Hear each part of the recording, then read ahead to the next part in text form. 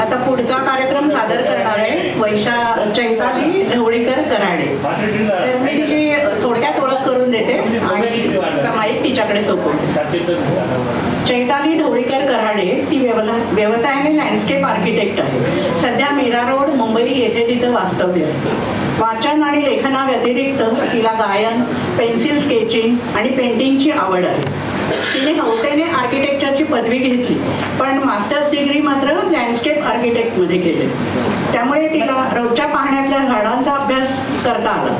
आवड म्हणून वाचलेल्या कवितांमुळे प्रोफेशन म्हणून निवडलेली झाडे तिला कशी दिसली, कशी भासली ते ती आता सांगणार आहे तिच्या वृक्षगान या कार्यक्रमात.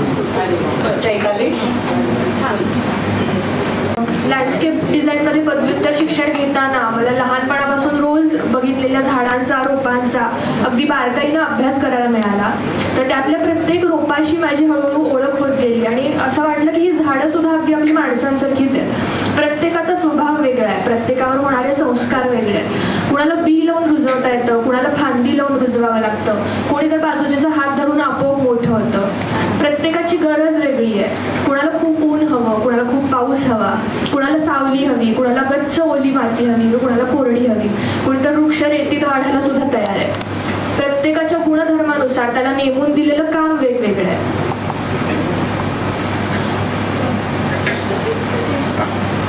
तर कोणी सावली देतं, कुणी फळं देतं, कुणी पक्ष्यांना आकर्षित करतं, कोणी फक्त रांगेत उभं राहून फक्त घरांना प्रायव्हसी द्यायचं काम करतं.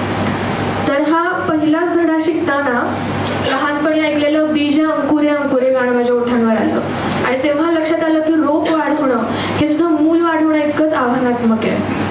मग जागोजागी दिसणारं चाफ्याचं झाड अभ्यासात आलं. याचं नाव आहे प्लुमेरिया अल्बा.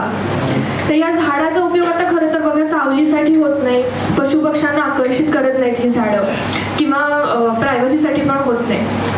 तर हे लँडस्केप डिझाईन करताना हे झाड फक्त एक ऑर्नामेंटल ट्री म्हणून वापरलं जातं, म्हणजे फक्त बागेची शोभा वाढवण्यासाठी. यामुळे असेल कदाचित, पण हे झाड ना मला घराचं घरपण वाढवणाऱ्या एखाद्या 3-4 वर्षाच्या अल्लड मुलासारखं वाटतं. आता ह्याच्या फांद्या बघा, मुळापासूनच वेड्यावाकड्या धावायला बघतात. याची फुलं बघा, अगदी निर्मळ पांढरी शुभ्र आहेत, पण त्याच्यात मध्येच एक खोडकरपणाची पिवळी झाक आहे. ह्याची पानं अगदी साधी सरळ सोट आहेत, त्याच्यात चिंचेच्या पानांसारखा दुटप्पीपणा नाहीये, ह्याच्यामध्ये गुलाबाच्या पानांसारखी जिभेला त्याच्या धार नाहीये. हे बघून मला आठवतं चाफा बोलेना गाणं. तर आता ऍक्च्युली त्याच्यामध्ये असलेलं कवी बींना जे अपेक्षित होतं की अध्यात्माचं रूपक ते थोडंसं आपण बाजूला ठेवलं, तर ह्याला संगीत देताना वसंत प्रभूंनी या चाफ्याच्या झाडाचा आधार घेतला असावा असं मला वाटतं. चाफा बोलेना, चाफा चालेना, याच्यात जी गाल फुगून बसलेली एक अल्लड मुलगी दिसते ना, ती मला ह्या अल्लडपणाची साक्षी देणारी वाटते. पुढे जाऊ, मग माघाची थंडी थोडी संपली ना की मग खऱ्या अर्थानं झाडांना खरं नवं चैतन्य यायला लागतं आणि त्याच्यात पहिला नंबर मारतो तो हा बहावा. ह्याचं नाव आहे कॅशिया फिस्टुला. आता इंदिरा संतांची एक सुंदर कविता आहे, काय मस्त वर्णन केलं बघा.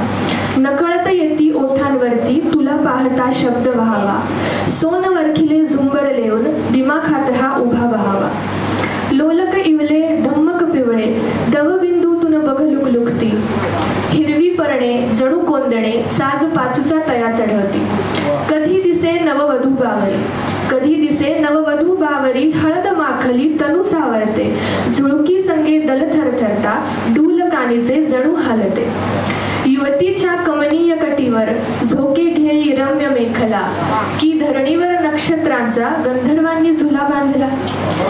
पीतांबर नेसुनी युगंधर जणू झळकला या भूलोकी, पीतांबर नेसुनी युगंधर जणू झळकला या भूलोकी. पुन्हा एकदा पार्थासाठी गीता येतो सांगे श्लोकी.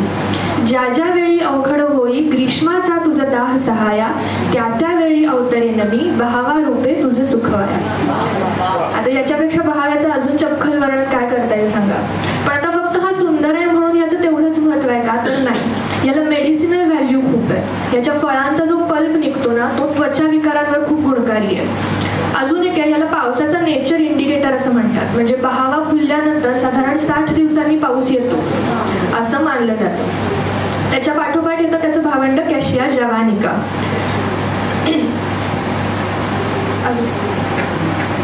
तर बाकी सगळ्या बाबतीत हे आपल्या भावाच्या वळणावर गेलेलं आहे, पण उगीच एक व्हरायटी घ्यायची म्हणून गुलाबी रंग परिधान.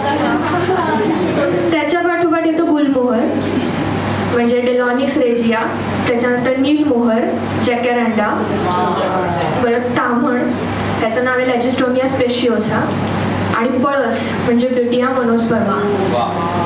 तर नाधू महानोरांनी पळसाचं फार छान वर्णन केलंय. फाल्गुनाचे पळस ओल्या रक्त झडलेल्या फुलांचे, फाटक्या काळ्या भुईला जहर उसलेल्या उन्हाचे. इतक्या दाहक उन्हात सुद्धा पळसाचा रक्तवर्ण, ज्याला आपण वॉर्म कलर म्हणतो, तो सुद्धा डोळ्यांना इतकं सुखद कसा काय वाटू शकतो, ही निसर्गाची किमया आहे. तर हे सगळेजण ना मला उन्हाळ्याच्या सुट्टीत आपापल्या आजीच्या गावी भेटलेल्या नातवंडांसारखी वाटतात. आपापले रंग दाखवणारी तरी सुद्धा एकत्र खेळणारी झाडं, एकत्र खेळणारी नातवंड. रस्तोरस्ती यांच्या या दूरवर पसरलेल्या रांगा बघितल्या ना की मला खलील जिब्रानचं एक वाक्य आठवतं आणि पटतं, ते म्हणजे trees are the poems the earth writes on the sky. पुढे मग अभ्यासामध्ये काही आध्यात्मिक संदर्भ आले. संपूर्ण आशिया खंडामध्ये ज्याची 4 झाडं अस्तित्वात आहेत फक्त, त्यातली 2 भारतामध्ये आहेत, एक दिल्ली इथं आणि एक अहमदाबाद इथं. असं हे झाड आहे बाओबाब. याला ना वडाच्या झाडाचा चुलत भाऊ वगैरे म्हणता येईल.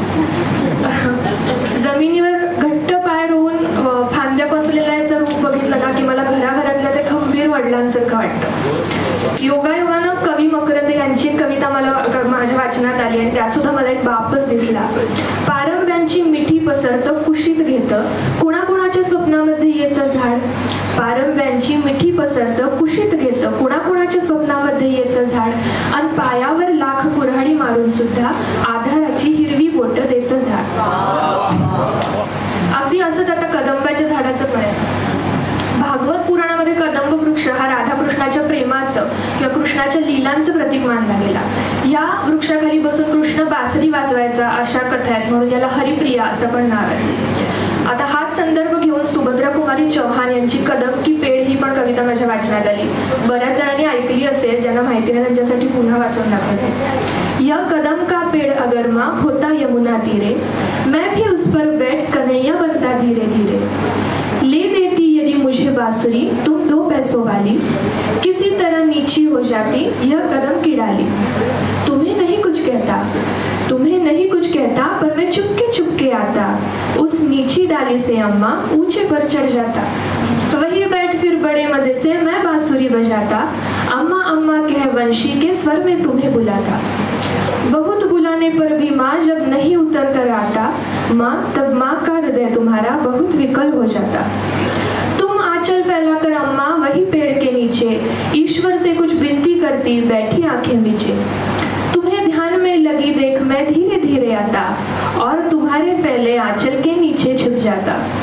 तुम घबराकर आंख खोलती, तुम घबराकर आंख खोलती, पर माँ खुश हो जाती जब अपने मुन्ने राजा को गोदी में ही पाती. किसी तरह कुछ खेला करते हम तुम धीरे धीरे, यह कदम का पेड़ अगर माँ होता यमुना तीरे. तर थोडक्यात सांगायचं तर हा कदंब वृक्ष हा मला युगानुयुग आपल्या नातवंडांना अंगाखांद्यावर खेळवणाऱ्या आजोबांसारखा वाटतो. आता ह्याच्याशिवाय अगदी जाईच्या वेलीपासून ते निवडुंगांपर्यंत खूप झाडांनी भल्या भल्या कवींना भुरळ घातली आहे. माझ्याकडे 7 मिनिटं होती, इतक्या कमी वेळामध्ये सांगून इतकं ना झाडांचं विश्व लहान आहे ना कवितांचं. पण जाता जाता जॉयस किल्मर यांची एक कविता वाचनात आली, ती मात्र नक्की ऐकवेल. मला आज जे काही सांगायचं होतं त्याचा सारांश अशी ही कविता आहे. I think that I shall never see a poem lovely as a tree. I think that I shall never see a poem lovely as a tree. A tree whose hungry mouth is pressed against the earth's sweet flowing breast. A tree that looks at God all day. A tree that looks at God all day and lifts her leafy arms to pray. A tree that may in summer wear, a tree that may in summer wear a nest of robins in her hair. A tree that may in summer wear a nest of robins in her hair, upon whose bosom snow has lain, who intimately lives with the rain. आणि माझ्या खूप आवडत्या शेवटच्या 2 ओळी आहेत. Poems are made by fools like me. Poems are made by fools like me, but only God can make a tree.